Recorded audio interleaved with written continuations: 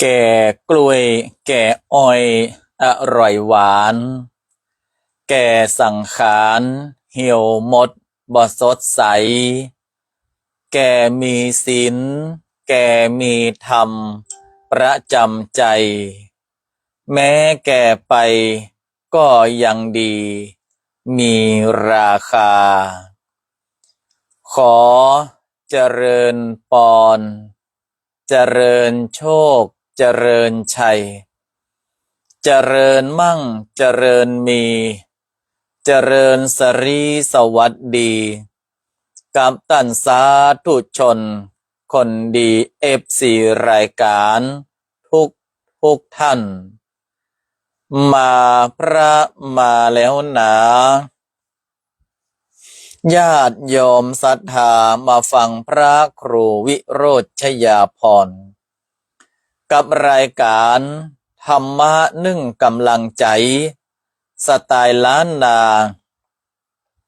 โดยอาตมาพระครูวิโรจน์ชยาภรณ์ก็ได้นำรายการมาอูจากับบรรดาศรัทธาตันสาธุชนกันแถมค่ำคืนหนึ่งซึ่งก็หากบ่มีภาระศาสนากิจต่างใดก็จะนำรายการมาอูจาให้กับศรัทธาญาติโยมต่างหลายได้ฟังกันในวันนี้ก็มีหลายที่หลายแห่งที่เปิ้นได้จัดโครงการธรรมะสัญจรมีอยู่หลายวัดหลายวาที่เปิ้นได้มีการเอาธรรมะเคลื่อนที่ไปสู่ประชาชนทั้งนี้และทั้งนั้นก็เป็นโอกาสอันดีที่ศรัทธาญาติโยมนั้นจะได้ฟังน้ำฟังธรรมกันวันนี้อาตมาภาพนำรายการออกก่อนเวลาเพราะเดี๋ยวจะต้องเดินทางไปเทศนาธรรมแบบพื้นบ้านล้านนาที่งานขาวดำบ้านน้ำดิบก็คือหมู่บ้านติดกันนี่ล่ะก็ได้นิมนต์อาตมาภาพไว้ก็เลยเอามาอู้จาให้ศรัทธาญาติโยมต่างหลายได้ฟังก่อนจะเข้ารายการก็ต้องขอฝากมหาบุญมหากฐินทานในปีนี้วัดโบสถ์น้ำดิบตอดถวายผ้ากฐินทานในวันที่5 พฤศจิกายนเป็นวันลอยกระทงเพื่อที่จัดหางบประมาณในการที่จะติดตั้งระบบไฟฟ้าของอุโบสถที่ทำการบูรณะอุโบสถที่ทำการบูรณะนั้นตอนนี้สำเร็จไปแล้ว95%ก็เหลือการติดตั้งระบบไฟฟ้าแล้วก็ประกอบพิธีตัดหวายลูกนิมิตก็เป็นอันเสร็จสมบูรณ์อำเภอป่าซางเนี่ยบ่ฮ้องว่าเป็นถิ่นผ้าตอแบบพื้นเมืองดังคำขวัญของอำเภอป่าซางที่ว่าพระพุทธบาทตากผ้าเด่นสง่าถิ่นต่อผ้าพื้นเมืองหรือเรื่องลำไยรสดีสืบสานประเพณีเจ้ายองดังกึกก้องพันไก่จนมิ่งมงคลพระโคขาวตำนานถิ่นสาวโสภาใต้ร่มฟ้าแดนป่าซางอาตมาภาพก็มากึดว่าในเมื่อของดีเขามีอยู่ที่อำเภอป่าซางแล้วเป็นการที่จะประชาสัมพันธ์งานหัตถกรรมของพี่น้องอำเภอป่าซางก็ได้ร้านกระเป๋านารีผ้าฝ้ายบ้านดอนน้อยคือเปิ้นรังสรรค์กระเป๋าผ้าฝ้ายผ้าตอพื้นเมืองที่เป็นรูปจ้างอันเป็นสัญลักษณ์ของประเทศไทยเฮาเพื่อที่จะมอบให้กับบรรดาศรัทธาญาติโยมที่รับเป็นเจ้าภาพกฐินทานกองละ999 บาททำไมอาตมาภาพ ถึงว่าบักกล่องละ999 บาทก็ยังที่ว่าบัดเดี๋ยวนี้อุโบสถวัดโบสถ์นี้มืดทึกบ่มีไฟสักดวงเพราะว่าระบบไฟฟ้านี่ยังบ่ได้ทำมันขาดงบประมาณแล้วก็เป็นวัดน้อยวัดอยู่ในชนบทบ่ได้มีไอ้อย่างที่จะเป็นที่แวะแอวแวะหาเหมือนกับต่างวัดที่เป็นอยู่ในเขตชุมชนก็เลยว่าเป็นการที่จะเอาทุนทรัพย์ในส่วนเนี้ยมาสร้างแสงสว่างให้กับอุโบสถของวัดโบสถ์น้ำดิบกระเป๋ามีอยู่2ไซส์ศรัทธาญาติโยมไผ่ที่ชอบไซส์มันใหญ่หน่อยอันนี้เป็นตัวอย่างกระเป๋าเนอะจากร้านนารีผ้าฝ้ายท่านก็อันนี้เป็นกระเป๋านะกระเป๋าหิ้วเนี่ยเป็นรูปจ้างแบบนี้อันนี้อาตมาภาพมาได้เอามาพรีเซนต์ขายนะแต่ว่าอันนี้จะมอบให้กับศรัทธาญาติโยมที่ร่วมทอดกฐินซึ่งก็เป็นของดีเมืองป่าซางเนาะอันนี้เป็นผ้าเมืองเนอะในเจ้าของร้านเพิ่นก็อยู่ในรายการตัวนี่เป็นผ้าเมืองผ้าตอศรัทธาญาติโยมตั้งหลายเปิ้นตอผ้านี่แก่นใหญ่เหมือนกันเนอะดูต่างในก็ใส่ได้หลายอย่างอันนี้ก็จะมอบให้กับศรัทธาญาติโยมน้องงามอาตมาภาพก็ว่างามอันนี้ไซส์ใหญ่หรือว่าใครที่มาชอบมันใหญ่ล้ำไปก็จะขอไซส์น้อยมอกกว่าให้พอดีนี่ก็จะมีติดชื่อว่าไทยแลนด์เนาะนี่กระเป๋ามีหน้าหลังเรียบร้อยเนอะอันนี้มี2ไซส์เฮือต่างตั้งหลายได้เลือกกันอาตมามาขายมาเคยมาอย่างสักอย่างแต่อาตมาภาพจะมอบให้เพราะว่าอยากจะประชาสัมพันธ์ของดีเมืองป่าซางอยากจะประชาสัมพันธ์งานหัตถกรรมของพี่น้องเจ้าป่าซางให้กับบรรดาศรัทธาญาติโยมโดยผ่านในการทำบุญเนี้ยก็ถือว่าเฮานั้นทำบุญก็ได้แสงสว่างไฟฟ้าของอุโบสถก็จะได้ติดตั้งเรียบร้อยแล้วแถมมป.เฮายังได้ผลิตภัณฑ์งามๆของดีเมืองป่าซางนั่นก็คือผ้า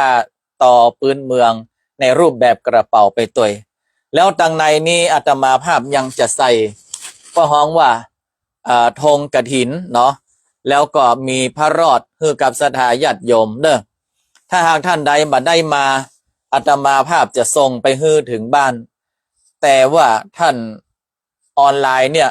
เวลาโอนปัจจัยให้โอนใน QR Code บัญชีวัดโบสถ์น้ำดิบเตาอันเนอะบัญชีวัดโบสถ์น้ำดิบเตาอันเนาะตอนนี้ก็ได้อยู่2 กล่องเนาะได้อยู่2 กล่องก็ต้องอนุโมทนานี่ก็มีโยมแม่สุแก้วคำอ้วนเนี่ยพร้อมด้วยลูกหลานจากอำเภอสารปีนี่1 กล่องแล้วก็แม่พองชวีปาลีจากอำเภอบ้านที่1 กล่องเนาะอันนี้ก็ถือว่าร่วมบุญร่วมกุศลกันในการทอดผ้ากฐินตาลเพื่อที่จะให้เกิดแสงสว่างติดตั้งไฟฟ้าให้กับอุโบสถของวัดโบสถ์น้ำดิบเฮาก็ประชาสัมพันธ์ฝากบุญกันไปเนอะวันนี้อาตมาภาพจะเอาธรรมชาดกในเรื่องใดมาอู้ให้ฟังก็ต้องขออนุญาตวันนี้อาจจะไม่ได้ทักทายเนาะโยมแม่ศรีวันชัยยาเนาะแม่ศรีวันชัยยา2 กล่องเนาะ2 กล่องสาธุอนุโมทนาเนอะอาตมาภาพอ่านชื่อถูกเนาะศรีวันชัยยา2 กล่องเดี๋ยวถ้าอย่างใดก็โยมแม่ก็ติดต่อในอินบ็อกซ์หรือว่าในช่องเมสเสจก็คือช่องที่เฮาใจอู้จากันเนาะแล้วถ้าหากว่าโยมแม่ได้แจ้งความจำนงมาอย่างนี้ถ้าหากมีความประสงค์จะให้ทางวัดส่งไปให้ก็สามารถแจ้งที่อยู่พร้อมเบอร์โทรได้เนอะอาตมาภาพก็จะส่งไปให้ชัยยะเนาะโยมแม่ศรีวันชัยยะสาธุอนุโมทนาวันนี้จะมาอู้ในเรื่องของธรรมชาดกชื่อว่าทัพพระบุปผาชาดกชื่อนี้เหมือนว่าจะเป็นในเรื่อง ดอกไม้แต่ว่ามันมาใจเนอะว่าด้วยเรื่องการทะเลาะเบาะแว้งกันเรื่องผลประโยชน์ในทัพพระบุพาชาดกนี่นะแล้วมันมาทะเลาะเบาะแว้งเรื่องผลประโยชน์กันอย่างใดถึงมาเป็นธรรมชาดกเรื่องนี้มันเกิดขึ้นณสมัยที่พระโพธิสัตว์นั้นเกิดเป็นรุกขเทวดาสทาญาติโยมเกิดเป็นรุกขเทวดาอยู่ในป่าที่ว่าโอ้มีความอุดมสมบูรณ์ในป่านั้นก็มีสิ่งสาราสัตว์มากมายที่อาศัยอยู่ในป่ามีสุนัขจิ้งจอกสองผัวเมียคู่หนึ่งเปิ้นแต่งงานกันใหม่เข้าใหม่ปลามันเนาะเข้าใหม่ปลามันเหมือนยามฮักกันใหม่ๆนะเนาะโอ้เป็นมีฮักกันอยู่ต่อมาสุนัขจิ้งจอกตัวเมียมันต้องสถาญาติโยมก็เลยอู้กับผัวหรือว่าอู้กับสามีที่เป็นสุนัขจิ้งจอกตัวปูเนี่ยบอกว่าไอ้ช่วงนี้น้องบอกหูเป็นไอ้หยังเมาหัวไข้อ้วไข้หากบัลลังน้องจะต้องละกะหัวมันก็บอกโอ้ถ้าต้องก็ดีกับน้องเฮ้ยอ้ายจะได้มีลูกอยู่เป็นกูอ้ายโอ้น้องก็ต้องดูแลต้องดีๆเนอะได้กับอ้ายแต่ว่าวันนี้จางปากจางคอใครอยากกินไอ้หยังที่มันสดๆอ่ะอ้ายขออ้ายไปล่าสัตว์เอามาให้น้องกำเอาแบบสดๆเลยนะได้เลยบ่มีปัญหาสุนัขจิ้งจอกตัวปูก็ออกเพื่อที่จะล่าสัตว์มาให้เมียมันใกล้ๆกันนะมาไกลต่อใดมีหนองน้ำแล้วก็มีนาคสองตัวนาคลุงใจกับนาคไอแซมมันอยู่กับที่หนองน้ำนี่นะนาคลุงใจกับนาคไอแซมกำลังว่ายน้ำอยู่โอ้เสาะหาป่าลุงใจได้ก็ป่าตั้งไรปุ้นมีก็เอ้าแฉมหายากหาเขียมบัดแฉมบ่ะเจ้าลุงจะลองดำไปแหมน้อยหน่อยแฉมลุงลองดำพ่อเดี๋ยวผมก็จะลองตั้งลายนี้เหมือนกันนะถ้าไผได้ก็มาบอกกันก่อนเนอะแน่นอน นับพร้อมกันหน่อยแฉมได้เลย1 2 3ไอ้แซมดำลงไปลุงใจอยู่อย่างเก่า เอ้าแฉมคนโง่ย่อมเป็นเหยื่อของคนฉลาด ขณะลุงใจกำลังไข้หัวไอ้แซมโผล่ขึ้นมาลุงใจก็ฟังดำอ่ะโอ้ลุงใจเอ้าอันยังแฉมมาต้องดำแล้วนี่ผมเต็กป่าไว้นี่ตัวนึงนะใหญ่ขนาดลุงขใจมาช่วยกันเอ้าแต่กระแฉมมันเป็นปลาดุกมันเป็นปลาหลิมหรือว่ามันเป็นปลาฉลาดเด็กแฉม ปลายังก็ย่างเถอะขใจผมจะดึงตั้งหางลุงดึงตั้งหัวมันเนอะเอาบัดแฉมบ่ะช่วยเลือกกันบัดแฉมหนักสองตัวลุงใจแกไอ้แซมดึงป่าขึ้นไปบนฝั่งแล้วอิดโหหาป่าเนี่ยมันก็ดินดาวอยู่หันตัวใหญ่นะโอ้ลุงป่านี้ตัวใหญ่ขนาดลุงนี่ผมเป็นคนปะผมจะกินตั้งกึ่งหัวเนอะเพราะว่ามันเป็นนาคลุงมันเป็นนาคก็คือมันจะพญานาคกันนาคเป็นเหมือนแมวน้ำเนี่ยมันมักแต่หัวป่าอย่างชัดตอบแฉมข้ออันยังลุงจะตอบว่าผมประสาบไม่หมด ไอ้แฉมลุงเป็นคนกาบหัวมันขึ้นมามันก็ต้องเป็นของลุงกาเมืองกาบตั้งหางเมืองก็กินตั้งห่างกับแฉมโหลุงใจลุงอู้บ่าถูกมาถูกนั่งใดว่ามาอยู่ก็ผมเป็นคนปาดนะผมเทคมันไว้อะก็กูเป็นคนกาบหัวมาช่วยมึงรู้แฉมก็ลุงกดมาช่วยกับลุงกดต้องกินตั้งห่างกับไอ้แฉมนั่นแหละมึงจะปีนเกลียวลุงกับแฉมมาปีนเกี้ยวปีนนอดอย่างสักยังอ่ะถ้าโอ้บอกหูเรื่องกันนี่นะมันถึงได้เอากับสักยกมันเลยแต่ว่าลายเต็มตัวกูก็ไต่มาแล้วหน่อยแฉม ไผนักเลงซักลายกะมาใจไผตกโต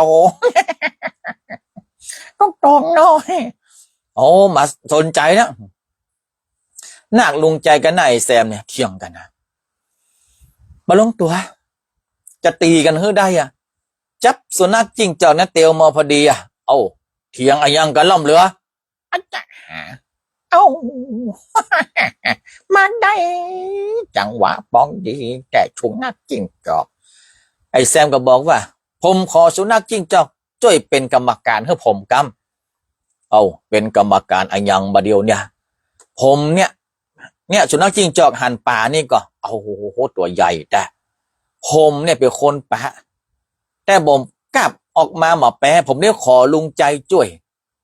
แล้วมาเดียวเนี่ยผมจะต้องได้กินภาคตั้งหัวกับแม่นก็อันละไอ้แถมคือกลางภาคเดียวลุงไงแกก็ถ้ามามีลุงมันจะได้ตัวขึ้นมาก็ออกคุ้งชุนนักจิ้งจอกเถียงกันตอนหน้าสุนัขจิ้งจอกยกมือตาเอาละต่างคนก็ต่างมีประโยชน์เหมือนกันหมดมานี้ข้าจะแบ่งเฮ้ว่าแล้วสุนัขจิ้งจอกก็แบ่งปลาไป3ตีนเลยหัวมีหั่นเกิงเดียวหางก็มีหั่นเกิงเดียวเอาไอ้แซมเป็นคนปะก่อนไอ้แซมเอาเกิงหัวนี้ไปโหถ้าสุนัขจิ้งจอกหัวมันยังเหลือเกิงเดียวจะไปปักลุงใจมาช่วยมันเอาเกิงหางไปอาจารย์อันนี้มันจะหางก้าโอ้ยมีเกิงนิ้วจากกันเนี่ยจะไปมาเถียงกันไอ้แซมไปลุงใจไปส่วนข้าจะเอาตั้งกลางเพราะว่ามันมีไฟลูกกันรบกวนข้าเป็นกรรมการข้าเกิดกะจ้างเป็นตั้งกลางป่านี่เนอะว่าแล้วสุนัขจิ้งจอกกาบป่าหล่นจิ้นโดนจอนให้แฉบโอ้ยแฉบอันนี้มันใจห่างป่าแฉบแล้วมันเป็นยังลุงมันเป็นคีบหลังมันแฉมโอ้ยเขาแบ่งกันคนเกิงตัวหรือว่ากินตัวกันคนอิ่มมีพี่มันแล้วก็นอแฉมเนาะผมดวงบอกแล้วหันก่อนย้อนลุงนะมายอมผมอ่ะโอ้ยแฉมโอ้ยป่าเป็นตัวแต่จริงก็ปลายปีกปลายหางแฉมกูให้เป็นภาษาฝรั่งเศสให้อย่างใดเอาให้เป็นภาษาฝรั่งเศสบังชูอุตส่าห์เอาปลามาเป็นยากเป็นเย็นเนาะสรุปแล้วคนที่ได้กินดีหรือเปิ้นก็คืออย่างก็คือสุนัขจิ้งจอกนะตาอินกับตานาฮะปลาเอามากินกันสุดท้ายเสียตายอยู่หมดดังนั้นป้าบอกว่าการทะเลาะเบาะแว้งกันมันเกิดขึ้นที่ไหนที่นั่นเนี่ยมันก็จะมีแต่ความเสียหายเกิดขึ้นเนี่ยมันจะมีแต่ความสูญเสียเกิดขึ้นนะถ้ามีการทะเลาะเบาะแว้งกันนี่นะ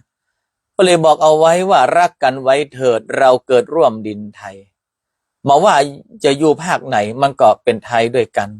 เชื้อสายประเพณีบ่มีคิดกันอยู่ใต้ธงไทยนั้นปวงชนทุกคนคือไทยฉะนั้นรักกันสามัคคีกันเริ่มจากในครอบครัวเขาเนี่ยเนาะครอบครัวเขาเนี่ยฮักกันสามัคคีกันแล้วก็ลามไปถึงชุมชนลามไปถึงจังหวัดอำเภอประเทศชาติองค์กรที่ไหนมีความรักความกลมเกลียวความสามัคคีที่นั้นเปิ้นฮ้องว่าจะเป็นที่สวยงามแต่ถ้าหากว่าที่ไหนมีแต่ความขัดแย้งเถียงกันทะเลาะเบาะแว้งกันมันก็จะมีการสูญเสียอย่างลุงใจกับไอ้แซมเนี่ยเนอะสถาญาติโยม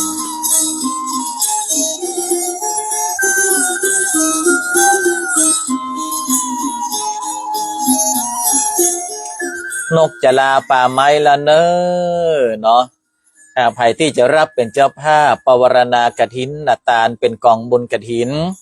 ก็สามารถรับปวารณาได้กองละ999 บาทเพื่อจะติดไฟฟ้าส่องสว่างเพื่อกับอุโบสถของวัดโบสถ์น้ำดิบท่านจะได้รับสินค้าหัตถกรรมผ้าฝ้ายพื้นเมืองในรูปแบบกระเป๋าอย่างนี้เนาะท่านละ1 ใบอันนี้เป็นหัตถกรรมของอำเภอป่าซางจากร้านนารีกระเป๋าผ้าฝ้ายจากบ้านดอนน้อยมอบให้กับศรัทธาญาติโยมที่ได้รับเป็นเจ้าภาพกันตัวอนุโมทนากับแม่สุแก้วคำอ้วนเนาะ ที่ได้รับเป็นเจ้าภาพ1 กอง แม่พองชวีปาลีพร้อมครอบครัวลูกหลานเจ้าภาพ1 กองและแม่สิวันใจยะอันนี้เป็นเจ้าภาพ2 กองก็ต้องขออนุโมทนาด้วยเด้อนกลาป่าไม้ป่าสั่งลาหนองไก่ขอลากรดอนลาตุบหังกบลาเข้าหูปูลาเข้าต่งกวางนกยังปอนลาป่าไม้ขอลาป้อน้อยขอลาป้อน้าป้อนานขอลากูห้อยคนฟังวันนี้บ่ตาวันหน้าปากันใจจื่นใจบานปากันวันหน้าปากันวันหน้าสำหรับวันนี้111บุญรักษา